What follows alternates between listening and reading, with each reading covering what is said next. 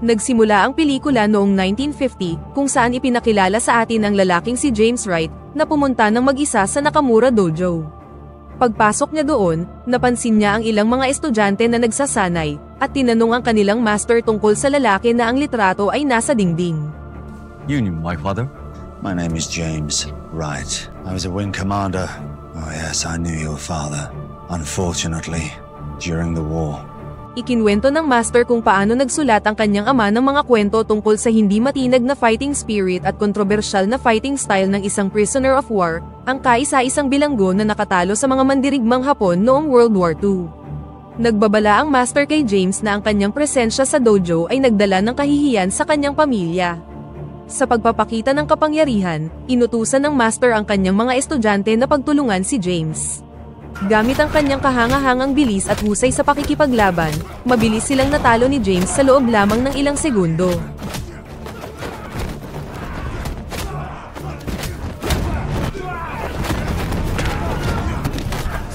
Ang master, na ngayon ay naintriga na sa kanya, ay inutusan si James na ipaliwanag ang layunin ng kanyang pagbisita. Bumalik ang kwento noong 1942, sa gitna ng kaguluhan ng World War II at ang labanan sa Bataan sa bansang Pilipinas. Dito, makikita natin si James Wright, isang decorated British pilot na naglilingkod sa Allied Forces, na nahuli sa kaguluhan laban sa mga Hapon. Ang walang humpay na pag-atake ng mga Hapon ay nanaig laban sa mga Allied troops, at sa panahon ng air engagement, bumagsak ang eroplanong sinasakyan ni James sa kagubatan. Sa kabutihang palad, nagawa niyang makasurvive at napunta sa malalim na teritoryo ng mga kaaway, para lang makita ang kanyang sarili na napapalibutan ng mga sundalong Hapon. Duguan at nanghihina, ginamit ni James ang natitira niyang lakas upang labanan sila.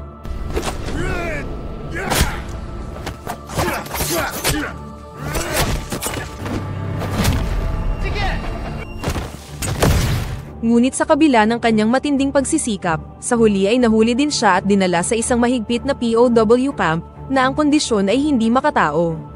Sa loob ng marahas na kampong ito, nakatagpo niya si Lieutenant Colonel Nakamura, na minaliit siya at ang buong Allied troops.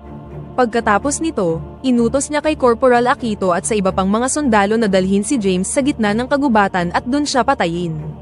Gayunpaman, sa isang desperadong pagkilos para makasurvive, mabangis na lumaban si James at pinatay ang mga sundalong bumihag sa kanya.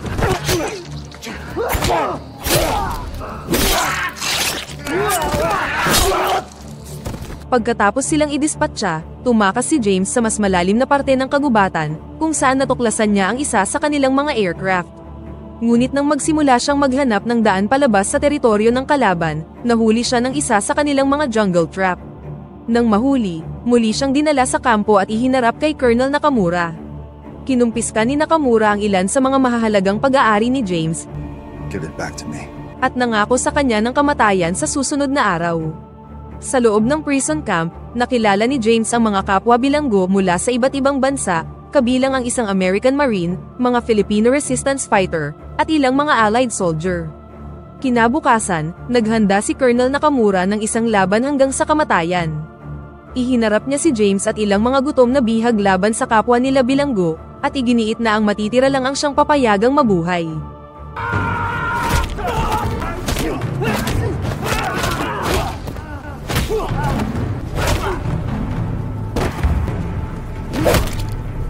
Sa huli, nakaharap ni James ang pinakamalakas na bihag, ngunit pati siya ay wala ding laban sa kanya.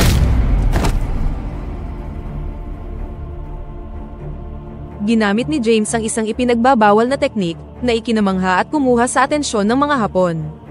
Bagamat si James ang nagwagi, hindi niya mapigilang makonsensya nang mawala sa sarili niyang mga kamay ang buhay ng ilang inosenteng bilanggo. Kalaunan ng araw na yun, ang second in command ni Nakamura ay humingi ng pahintulot na patayin na si James. Gayunpaman, tumanggi dito si Nakamura at iginiit na darating din ang oras ni James sa lalong madaling panahon. Hindi nagtagal, kinuha si James ng mga tauhan ni Nakamura at dinala sa opisina ng kanilang commander, kung saan nakasalalay ang tunay na lawak ng kanyang kapalaran. Doon, nakatagpo ni James ang isang Filipina nurse na nagngangalang Teresa, na nahuli at pinilit na magsilbi para sa mga sundalong Hapon.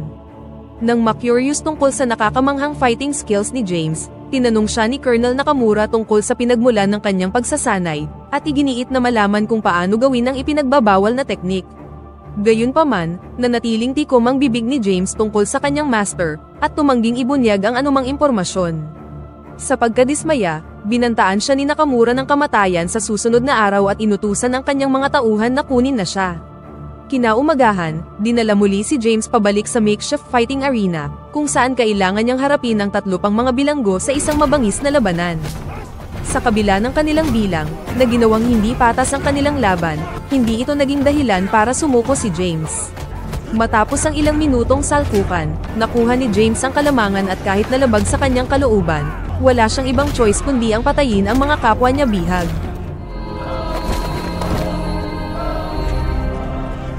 Sa gitna ng kawalan ng pag-asa, gumawa si James ng isang matapang na plano, at ito ay ang magnakaw ng isang radyo mula sa isang sundalong Hapon para makahingi ng tulong. Kinabukasan, habang ginagawa ang kanilang pang-araw-araw na trabaho, siya at ang kanyang mga kapwa bilanggo ay gumawa ng isang diversion, naglalayong ilayo ang mga gwardya sa kanilang post. Nang makakuha ng pagkakataon, agad na kumilos si James at nagawang makuha ang isang Japanese radio. Kinabukasan, nagpatawag si Colonel Nakamura ng isang meeting upang paalalahanan ang mga bilanggo na sinumang magtatangkang tumakas ay bibigyan ng matinding parusa. Di ako yan! Upang bigyang diin ang kanyang punto, pinarusahan niya sa publiko ang mga pinaghihinalaan niyang bilanggo na merong planong tumakas.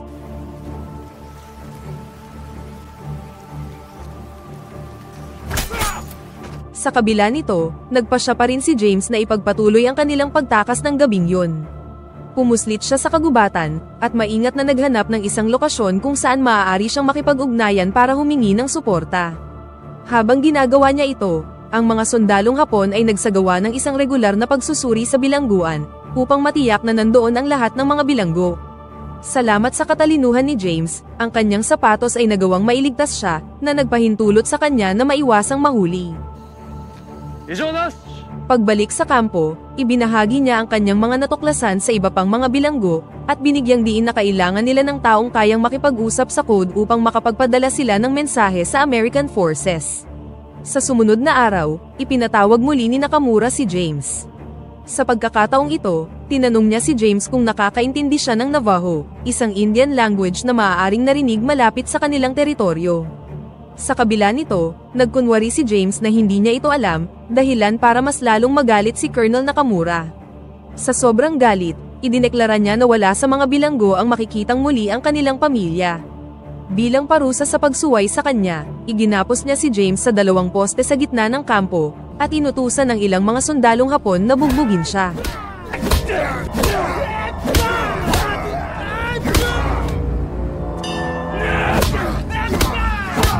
Matapos magdulot ng malubhang pinsala, pinalaya siya ni Colonel Nakamura ngunit inutusan niya si James na lumaban para sa kanyang buhay. Habang duguan at nanghihina, paulit-ulit siyang pinaghahampas ng mga sundalo, hanggang sa nagpasya na siyang lumaban. Desperadong mabuhay, muling ipinakita ni James ang kanyang galing sa pakikipaglaban at isa-isang pinatumba ang mga nagpahirap sa kanya.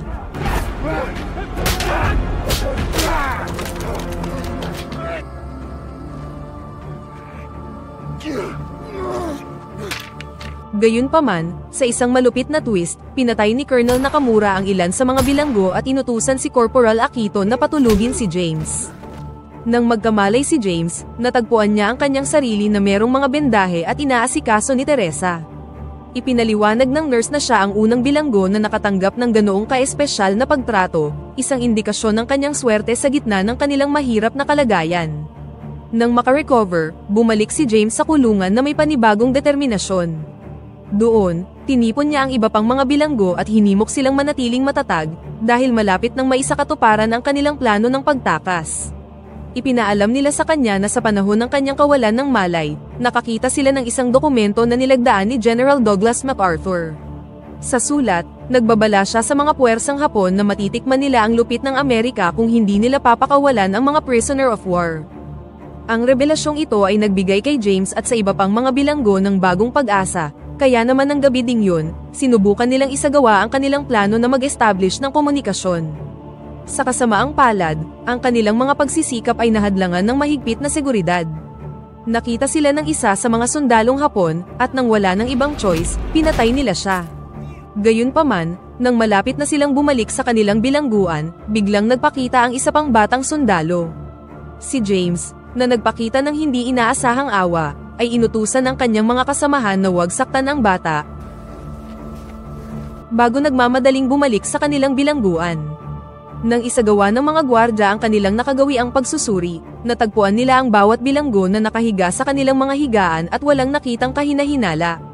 Nang sumunod na araw, ipinatawag ni Colonel Nakamura ang lahat para sa isa pang pulong. Iginiit niya na isa sa mga kasamahan ni James ang umatake sa kanyang sundalo, at inutos sa mga bilanggo na malaman ang pagkakakilanlan ng mga tumulong sa kanya. Para wala ng ibang masaktan, inangkin ni James ang pananagutan para sa pag-atake, at iginiit na mag-isa lang siyang kumilos sa pagpatay sa gwardya.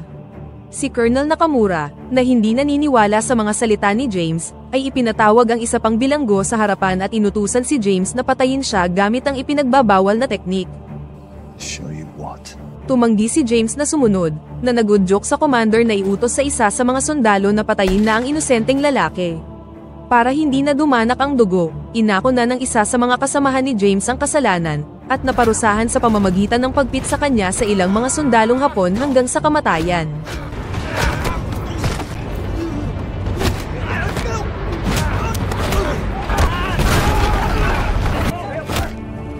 Nang ang kaibigan ni James ang nagwagi sa laban, ipinatawag ni Colonel Nakamura ang ating bida sa kanyang opisina.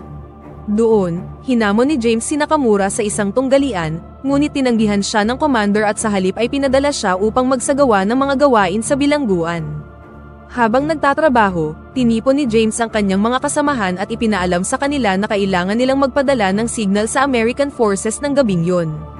Pagdating ng dilim, isinagawa na nila ang kanilang plano at lumabas kasama ang isa sa mga bilanggo na may kaalaman sa radio coding upang makipag-ugnayan at makahingi ng tulong. Sa kabutihang palad, natanggap ng Amerika ang signal, na nagbigay sa kanila ng labis na kasiyahan. Sa mensaheng yun, ibinigay nila ang kanilang lokasyon at sabik na naghintay para sa rescue. Gayunpaman, pagbalik nila sa bilangguan, nakita nilang wala na dito ang mga kasamahan nila.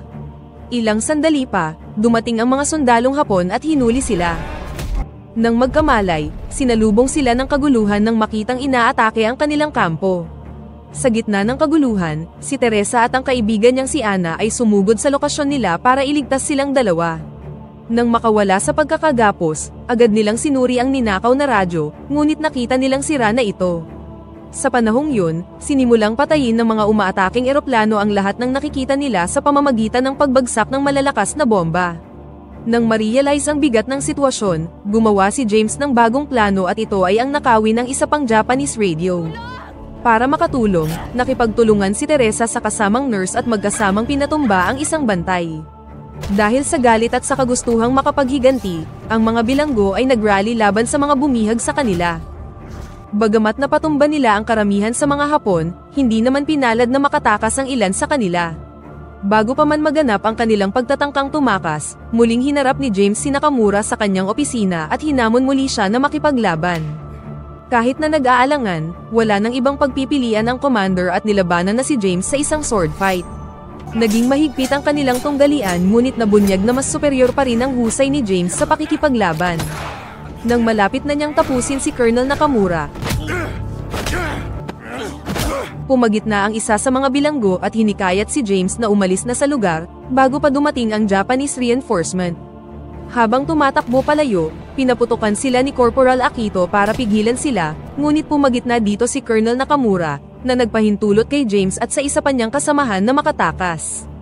Hindi nagtagal, nakarating na sila sa kanilang destinasyon at sinenyasan ang mga Amerikano, na mabilis namang tumugon sa pamamagitan ng pag-neutralize sa mga umaatake sa kanila. Sa huli, nailikas ang ilang pinalad na prisoners of war, kabilang na ang 2 Pinay nurse, at matagumpay na nakatakas sa teritoryo ng kaaway. Sa kasalukuyan, nabunyag na ang pakay ni James sa pagpunta sa dojo ay malaman kung bakit siya hinayaang mabuhay noon ni Colonel Nakamura. My father passed away last year. Hindi nagtagal, pinaalis na ng master ang kanyang mga estudyante at hinarap si James para sa isang laban para matukoy kung totoo nga ba ang kwento ng kanyang ama. If you insist.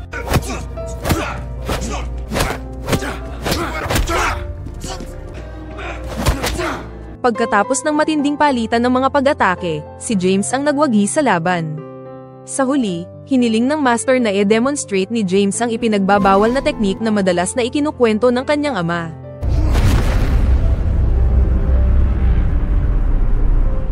Bago maghiwalay ng landas, ibinalik ng master ang mahalagang bagay na kinuha noon ng kanyang ama mula kay James. Pinaalam ni James na galing ito sa kanyang ama, nagpasalamat sa pagsauli nito, at dito na nagtatapos ang pelikula. Pakipindot naman ng like button kung nagustuhan mo ang pelikula at kung hindi naman, pindutin mo ng 2 beses ang dislike button para lang makasiguro.